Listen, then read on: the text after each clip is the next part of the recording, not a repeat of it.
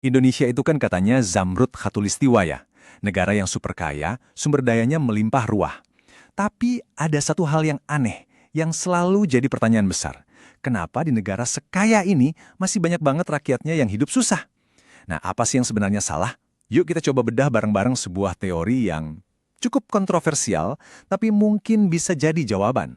Ini dia pertanyaan intinya, kenapa kita miskin di tengah kekayaan yang melimpah? Untuk menjawab ini, kita bakal kupas tuntas pemikiran tajam dari Aditya Pratama, seorang analis yang terkenal dengan analisisnya yang belak-belakan. Menurut dia, akar masalahnya itu apa sih? Oke, sebelum kita melangkah lebih jauh, kita samain persepsi dulu.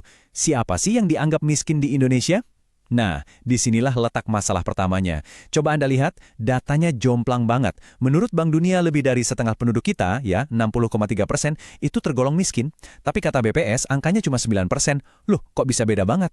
Ya karena patokannya beda. Angka yang kontras gila-gilaan ini nunjukin kalau untuk mendefinisikan miskin aja, kita udah bingung. Ini penting banget, karena cara kita ngukur masalah bakal nentuin solusi yang kita cari. Gimana kalau kemiskinan itu bukan kecelakaan, bukan nasib, tapi sebuah sistem yang memang dirancang sedemikian rupa? Yuk kita masuk ke teori pertama, kemiskinan sebagai sebuah sistem. Aditya Pratama mengutip buku Poverty by America melontarkan sebuah ide yang radikal. Kemiskinan itu sengaja dipelihara karena ada pihak-pihak yang diuntungkan dari situ. Dan ini, catat ya, bukan cuma isu di Indonesia. Bahkan di negara semakmur Amerika pun polanya sama. Gimana caranya kemiskinan bisa nguntungin orang? Gini contohnya. Orang yang nggak sanggup beli rumah, mau nggak mau harus sewa kan? Dan seringkali dengan harga sewa yang tinggi seumur hidup mereka.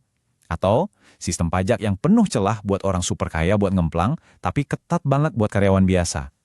Terus siapa yang paling kena getahnya? Ya, kelas menengah. Dianggap terlalu kaya buat dapat bantuan, tapi nggak cukup kaya buat mainin aturan pajak. Jadilah mereka yang menanggung beban paling berat.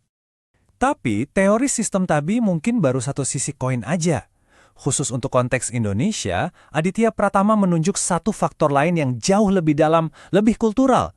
Sesuatu yang selama ini kita anggap sebagai anugerah, padahal jangan-jangan itu justru sebuah kutukan. Nah, ini dia konsep utamanya. Kutukan tanah surga. Maksudnya apa? Teorinya begini. Karena alam kita ini kelewat subur, tongkat kayu dan batu jadi tanaman, dan budaya kita yang pemurah bikin orang gampang iba, akhirnya untuk sekedar bertahan hidup di sini itu jadi terlalu gampang. Tanpa kita sadari, semua kemudahan ini malah bikin kita jadi manja. Bikin kita kehilangan daya juang. Kutipan ini jujur aja nusuk banget. Tinggal begini aja hidup. Kata Aditya Pratama, mentalitas tangan di bawah inilah yang udah mendarah daging. Mentalitas yang jadi jangkar, yang nahan kapal kita buat berlayar lebih jauh. Oke, sekarang kita geser fokusnya. Dari faktor luar, sistem, dan alam, kita masuk ke bagian yang paling provokatif, yang mungkin paling bikin kita nggak nyaman. Masalahnya ada di dalam diri kita sendiri. Iya, mentalitas. Coba kita lihat data ini deh. Rata-rata orang Indonesia itu menghabiskan waktu 3 jam 8 menit setiap hari buat main media sosial. 3 jam lebih. Ini bikin kita jadi peringkat 9 di dunia. Coba bayangin, waktu dan energi kita habisnya kemana setiap hari? Sekarang coba bandingkan data tadi sama yang ini. 3 jam lebih di medsos, tapi giliran di tes kemampuan dasar kayak literasi, matematika, dan sains, peringkat kita ada di urutan 69 dari 81 negara. Jauh di bawah. Mulai kelihatan kan ada benang merahnya di sini? Dan data ini mungkin yang paling bikin kita semua harus merenung. Skor IQ rata-rata nasional kita itu 78. Coba bandingkan sama tetangga kita, Vietnam 94, apalagi Singapura 105. Ini bukan lagi soal ketinggalan, tapi ketinggalan jauh. Nah, disinilah poin krusialnya. Kita harus bisa bedain antara mindset dan mentalitas. Gampangnya gini, mindset itu pengetahuan. Kita semua tahu kalau olahraga itu penting buat kesehatan. Itu mindset. Tapi mentalitas itu kebiasaan. Apa yang kita lakukan setiap hari? Apakah kita beneran olahraga? Punya pengetahuan seabrek pun nggak ada gunanya kalau nggak jadi tindakan nyata.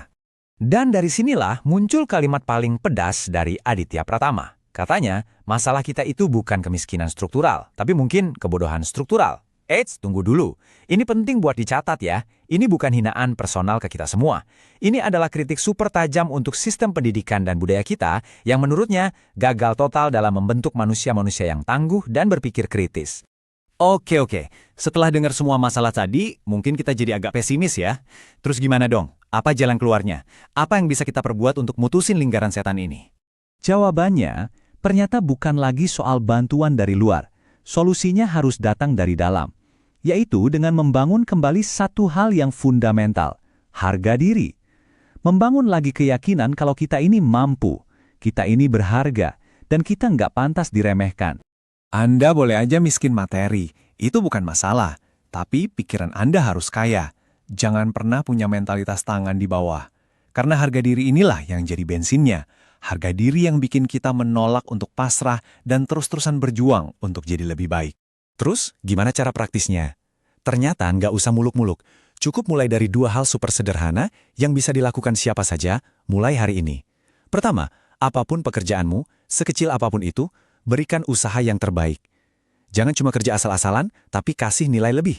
Kedua, baca buku. Gak usah lama-lama, 15 menit aja setiap hari. Ini bukan soal biar pintar instan, tapi soal melatih otot fokus dan ketahanan mental kita. Nah, pada akhirnya pertanyaan ini kembali lagi ke kita semua. Apakah Anda menyimak pemaparan ini cuma untuk jadi inspirasi sesaat? Oh, keren juga ya, terus besok lupa? Atau Anda mau benar-benar mulai bertindak? Karena perubahan sejati, seperti yang ditegaskan Aditya Pratama, itu dimulainya bukan dari nonton, tapi dari melakukan. Satu angka kecil, hari ini juga.